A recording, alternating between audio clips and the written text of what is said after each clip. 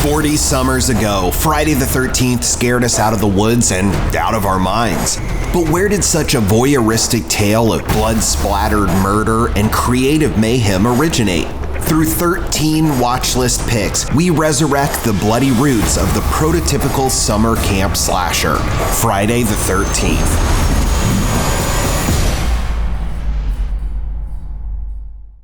Jason should have been watched every minute. Let's get right to the point. With John Carpenter's Halloween, the 1978 slasher that first dominated the box office and cemented the horror subgenre as a cinematic staple. Point of view shots, young stars in sexy and/or scary predicaments, and a sizable body count were all made mainstays by Halloween. Death has come to your little town, Sheriff. You can either ignore it, or you can help me to stop it. Director Sean S. Cunningham was so set on making Friday the 13th the next big bloody hit that he took out an ad in Variety for his proposed horror opus, before he even had a script. Quit now! Quit? Why would I want to quit? Cunningham's gamble paid off, and Mama Voorhees birthed a horror franchise in those murky waters of Camp Crystal Lake. But to understand what films this template was built upon, we'll need to talk about censorship. As Hollywood relaxed moral guidelines in the late 1960s, filmmakers pushed the boundaries for what was acceptable, and a horror maestro named George A. Romero doubled down on the gore for what he'd call a splatter film. They're coming to get you, Barbara. Night of the Living Dead was a sea change in what could be projected in the US, but Romero wasn't the first to push the gory envelope or to work in the splatter subgenre.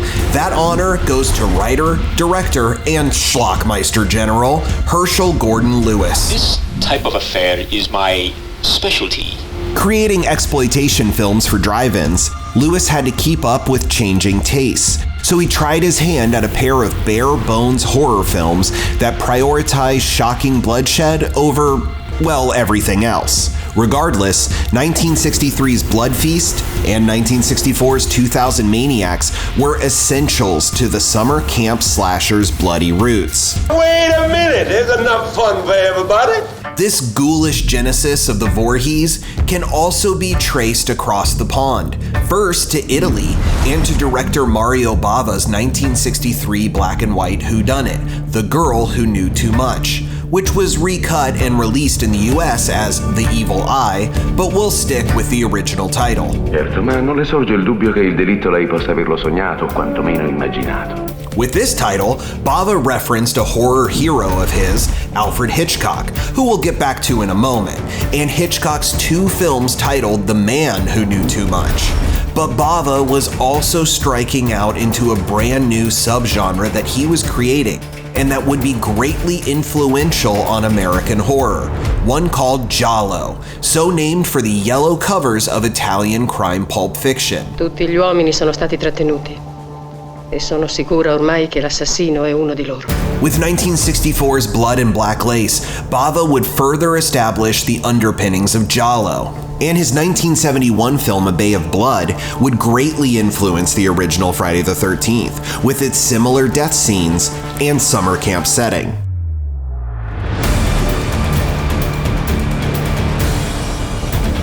And if we're discussing giallo, we must mention Dario Argento's The Bird with the Crystal Plumage from 1970, which popularized the high style of Italian horror on the worldwide stage, and acknowledged the voyeuristic nature of the cinematic style that was still alive and well a decade later in Friday the 13th. Ah, hey, peeping Tom, eh? So sorry. But these films and filmmakers owe a debt of gratitude to a pair of very different English auteurs and two 1960 films released within months of each other that got diametrically opposed responses.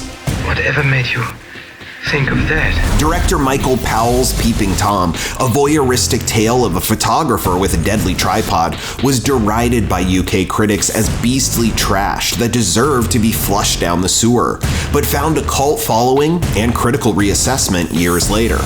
Meanwhile, Hitchcock guarded the ghastly secrets of his landmark thriller Psycho by refusing early screenings to critics and doing all the promotion himself. In this house, the most dire, horrible events took place. Audiences were shocked by Psycho's twists and shower scene, and despite some mixed reviews from offended critics, the movie was a surprise hit that sparked a horror revival throughout the 60s. The formerly stringent censorship was eroding, and moviegoers were demanding more bloodshed. We all go a little mad sometimes. Haven't you? Many tried throughout the 70s, but nobody delivered the thrills, chills, and kills like Friday the 13th. Although we have to note that the series' infamous impaler, the great hockey-masked hero killer Jason Voorhees, was only briefly seen in the first film. Didn't get the goalie gear until the third, and it was the ensuing 11 follow-ups that would delve into his life and sprees. Jason, Mother is talking to you!